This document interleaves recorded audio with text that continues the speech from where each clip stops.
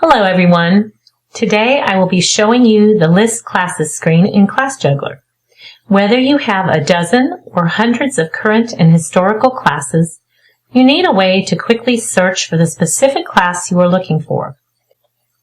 Let's take a look at a typical class listing. From the blue main menu, click on Classes,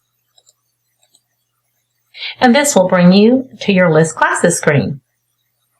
At the top of each screen in ClassJuggler is a dark gray bar with all the filtering and searching options. This is where you can enter search criteria, select sorting rules, choose how many records to show on each page, and other special options. Many of the filtering and search options can be combined on listing screens to make finding your classes easier. Let's start with the basics by doing some simple searches for classes. The Find field is where you enter your search text. The field just to the right of the Find text is the In field. The In drop-down lets you choose what part of a class's information you want to search. There are 7 different fields you can search, including class name, class ID number, class type, classroom, capacity, instructor name, and ages. When typing text in the Find field, you can enter just part of the text, and ClassJuggler will find anything matching the characters you enter. So searching for acro in the class name would find acrobatics, acro 1, acro 2, and other class names starting with the text acro. Let's do a few simple searches using different class fields. Alright, let's first enter jazz in our Find field. And we're going to leave the class name as the In field, and we'll refresh the screen.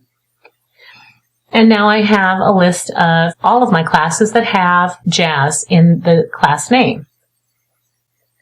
And finally, don't forget your Save My Display Settings button at the bottom right, where you can tell ClassJuggler to remember your filters for the next time you visit the screen. The trick to getting the most from the List Classes screen and other listing screens is by knowing how best to use and combine the search fields and filters to get the information you need. So let's take a look at some examples of some searches. Perhaps you want to look at all active classes with the word dance in them. All right, we already have the dance here. Let's change this to our active classes. I'm going to take out my Summer 2019 session. We just refresh this screen, and now I have a perfect list of the classes matching my search. Next, let's filter by class day. I first want to go back to my original settings. We'll do class day as Tuesday.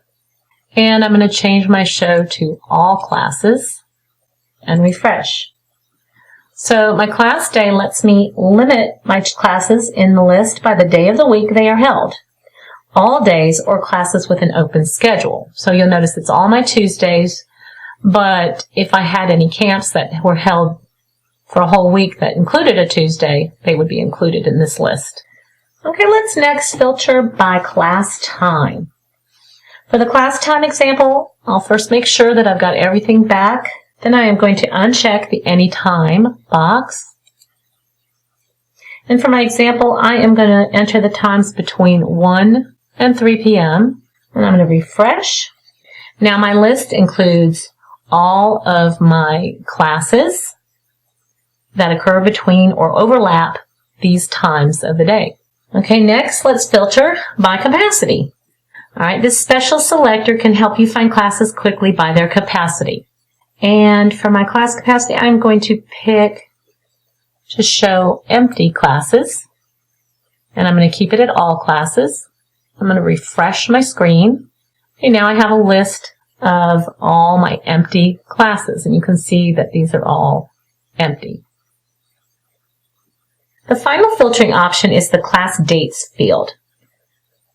I'm going to uncheck my class dates. This searching option allows you to limit which classes you see by the begin and or end date. This option works with other filtering options to allow multiple filtering levels. You can use the begin and end date fields to limit which classes you want to see by the begin dates or end dates. If you leave a date field blank, you can view classes by either classes that begin on or after the date you entered, or classes that ended on or after the date you entered. If you provide both dates, the class list shows you classes that were active between those dates, including classes that are running at any time between your two dates. Now let's look at the Sort By option in the filters. This selector tells ClassJuggler how you want the results of the class listing sorted. All options sort by the primary sort option selected and then by day and class start time, with the exception of the Sort By day, time, and name option. If a class falls on multiple days, its earliest day of the week will sort first, starting with Sunday.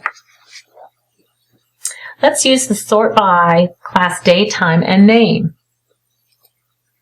And I'm going to put it back to my active classes. All right, and I'll refresh the screen. The list now shows all active classes as they occur in order during the week. And this is one of the best ways of sorting your classes so you can see them, how they occur sequentially. The display field lets you tell ClassJuggler how many records to display per page. I have my display field set to 20 per page to fit on a smaller screen, but you can put 50, 75, or 100. And if you find you are regularly changing the display and sort settings for the list classes screen, you can save time by saving your display and sort preferences by clicking on the Save My Display setting down here on the right. Also, display settings are personalized for each user. So if your business has several users with access to ClassJuggler, each user will have their own custom setting. I hope I have shown you some useful tips on how to use the many searching and filtering options on the list classes screen.